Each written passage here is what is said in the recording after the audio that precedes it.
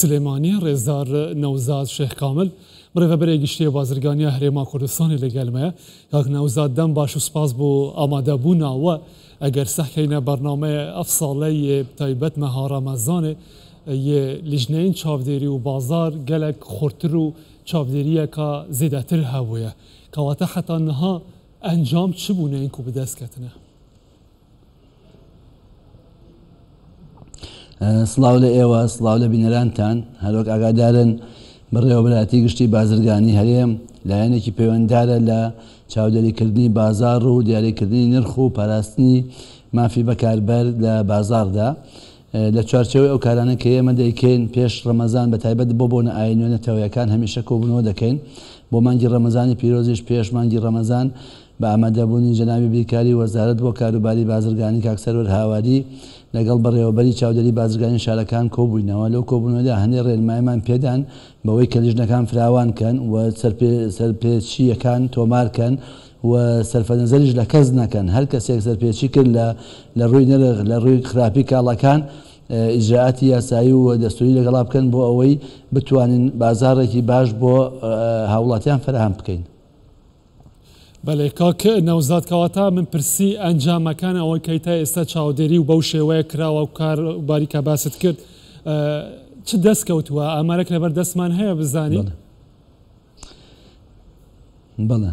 بە دڵنیایە ئامارمان لەبەردەستا هەیە ئێمە پێش ئەوەی ئاماری خۆمان بخەینە ڕوو دەمەوێت سوپاسی سەرجەم لیژنەکانی قایمقامەت و ئاسایشی ئابووریش بکەین کە هاوکار و هەماهەنگێکی بەردەوامی ئێمەن ئەوانش بەدەر لە لیژنەکانی چاودێری ئێمە لە بازاردان و دەستپێشکەریان کردو هەروەکو لە راپۆرتەکەی پێشوشا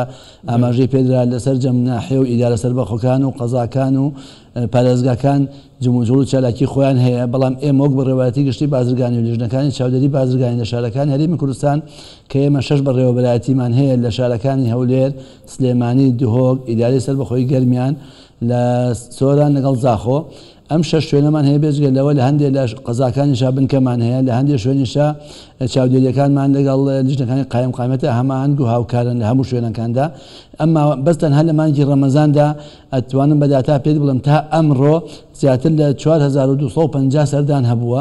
بۆ هەموو کۆی ئەمە تەبعاً داتای هەموو هەرێمی کوردستان هەیە و 6 بەڕێوەبەرایەتیە زیاتر لە 450 سەرپێچی تۆمار کراوە زیاتر لە 50 شوێن داخراوە لایەن لیژنەکانی چاودێری بازرگانیەوە زیاتر لە 83 ملیار دینار ملیۆن دینار غرامەی مالی کراونی ئەو شوێنانەی کە سەرپێچیان کردووە زیاتر لە 211 تەن مادەی بەسەرچوو دەستی بەسەرا گیراو لە ناو براوە زیاتر لە 10 کەیسیش ڕەوانەی دادگا کراون کە سەرپێچەکانیان گەورە بووە و بە سزای دارایی چارەسەر نەکراوە. باشە کاک نەوزاد ئەگەر ئەو ژمارانە بە تەخمینیش بێتن بەراوردێکی بکەین لەگەڵ بوونەکانی دیکە ڕەمەزانەکانی دیکە ئەبینین کە پابەندبوون بەڕێنمایەکان زیاتر بووە لەگەڵ زیادبوونی لیژنەکان و چاودێریان؟ ئەم ساڵ زیاد لە پێویست لیژنەکان زیاتر لە بازاردا بوون لیژنەکان فراوانتر بوون بەڵام ئەو داتایانە پێمان دەڵێن سەرپێچەکان کەمتر بوون لە چاو ساڵانی ڕابردوودا خەڵک پابەندتر بووە بەڵام هێشتا بەپێی ئەم داتایانش خەڵکانێکن کە ئیستقلالی بازار دەکەن دەیانەوێت لەو کاتانەی کە خواست لەسەر کاڵاکان زۆرە کاڵای خراپ و کاڵای ماوە بەسەرچوو و نرخەکانیش گران بکەن بۆی لیژنەکانمان بەردەوام لە بازاردان بۆ ڕاگررتنی ئەو سەرپێچیانە و ئەو سزایانش کە داومانە نیشانەی ئەوەن کە لیژنەکانی چاودێری بازرگانی چاو پۆشیان لە کەس نەکردووە هەر کەسێک و هەر لایەک بوو بێ سەرپێچی کردبێ سزای دارایی و سزای یاساییشان داوە. ڕێزدار نەوزاد ئەو ماوادانەی کە ماوە بەسەر چوون دەستیان بەسەر دەگیراون بەگشتی زۆرترین ئەوەن کە هەر لە هەرێمی کوردستان لە کوگاکاندا ماوەیان بەسەر دەچێت یان ئاوا دەهێنرێ داخڵ دەکرێتن لە هەندێک سنوورەوە. زۆربەی هەر زۆری ئەوانن کە لە دەرەوە هاتوون کاتی خۆی ماوە بەسەرچوونیان ماوە بەڵام لە گۆگاکاندا یان لە ناو مارکێتەکاندا دەستی بەسەرا دەگیرێت و ماوەکەی بەسەر چووە و خاوەن مارکێتەکە لای نەبردووە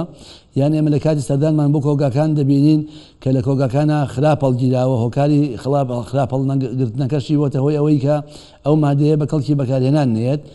بۆیە ئێمە هەمیشە ڕێنمایی بازرگانەکان و خاوەن مۆڵ و مارکێتەکان و خاوەن کۆگاکانیش دەکەین کە بۆ پاراستنی ئەو کاڵا و بەرهەمانێک کە هەیەە دەبێت کۆگاکانیان ستاندارد بێ و ساردکەرەوەی تێدا بێ و ساحیبەی تێدا بێ و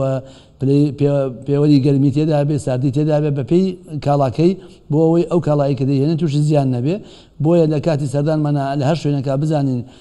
کاڵاکەی بەسەر چووە یا کاڵەکە خراپەڵ گیراوە تێک چووە دەستی بەسەر گیراوە لە ناو چووە بە تایبەتی مادە خۆراکیەکان خۆ دەزانێت کە شوێنەکەی گونجاو نەبێت زوو خراپ دەبێت و لە ناو تێک دەچێت و دواتر شیاوی بەکارهێنان نابێت. بە بینە سەر نرخەکان کاکنەوزاد بە تایبەت کە زیاتر نزیک دەبین لە ڕۆژانی دوایی ڕەمەزان لە هەندێک شوێن باس لەوە دەکرێەوە گوتنی خەڵکیە کە هێشتا قوڕخکاری لەم لەولە هەیە بۆ ئەمە چی دەکرێتن بۆی نرخەکان بە شێوەیەک بن عادیلانە بن لە ناو بازاڕەکاندا. یەکێ لە ئەرکەکانی ئێمە وەک بە ڕێوەتی چاودێری بازرگانی لە شارەکانی هەرێمی کوردستان لە کاتی سەردانمان بۆ هەموو مارکێت و مۆڵەکان بۆ دوکانەکان بۆ لای قەسابەکان سەری مەنەفێستی ئەو کاڵایە دەکەن کە ئەو کەسەی هێناوێتی لە مارکێتەکەی دادایناوە ئەگەر ئەو نرخەی کە دایناوە لەسەر کاڵاکەی بەرامبەر بەو مەنەفێستەی کەسەی دەکەین زۆر جیاوازی هەبێ بە دڵنیایەوە ئێمە سزامان داوە و ئیجراجیشمان لەگەڵدا کردووە زۆرێکە لەو سزانەی کە دراونی ئەوانن کە زیاد لە پێویست نرخیان داناوە لەسەر ئەو کاڵایە کە لە مەنەفێستا زۆر بەکەم هاتووە بەڵام ئەوەش کەمن بەڕاستی لە چاو ئامەکە ئەوە کەمێکی کەمن کە ئەوانەی وا بەو شێوە زیادیان کردووە ئیجراعاتیان لەگەڵا کراوە گرنگەوەیە بەپێی ئەو داتایانە کە ئێمە لە بەردەستماندا لە مانگی 1 و 2 لەگەڵ مانگی 3 کە بەراوردمان کردووە زۆربەی زۆری ئەو مادانەی کە لە بازاردا بوون لە مانگی 1 و 2 لە مانگی 3 بە هەمان نرخ ماونەتەوە بەرزبوونەوەیان بەخۆیانەوە نەبینی چونکە ئێمە لە پێشەوە تەشجیعی بازرگانەکانمان کرد کاڵایەکی زۆر هاتۆتە بازارەوە و هەروەها چاودێریشمان کردوون بۆ ئەوەی کە نرخەکە زیاد نەکەن و ئێمە پێش ئەوەی مانگی سێبێت جەردی هەموو کۆگاکانی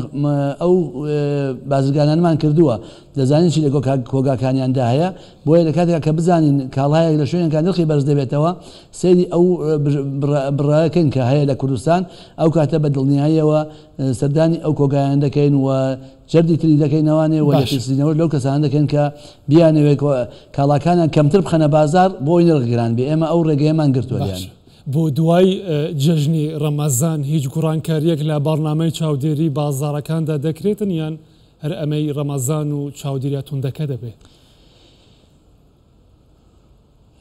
نەخێر ئێمە بەڕێوەبەتی چاودێری بازرگانی شارەکانمان ئیشیان تەنها چاودێریکردنی بازاڕە لەبەرەوە لە هەموو سات و کاتەکاندا لە بازاردان لە ڕەنگە لە مانگی ڕەمەزاندا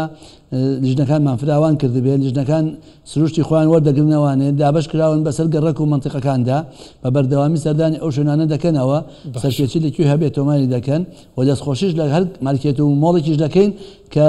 پابەندی ڕێنمایەکانی چاودێری بازرگانی و لیژنەکانی قایمقامەت و ئاسایشی ئابووریە بۆیە ئێمە بەدەر لەوەی کە سزای خەڵکیشمان داوە سوپاسی زۆر کۆمپانیا و مۆڵ و مارکێتیشمان کردووە کە پابەندی ڕێنمایەکان بوون. زۆر سپاس ڕێزدار نەوزاد شێخ کامل ڕێبەرێ گشتی بازرگانیە هەرێما کوردستانی ji Silêmaniyê li gel me bûn mando nebin.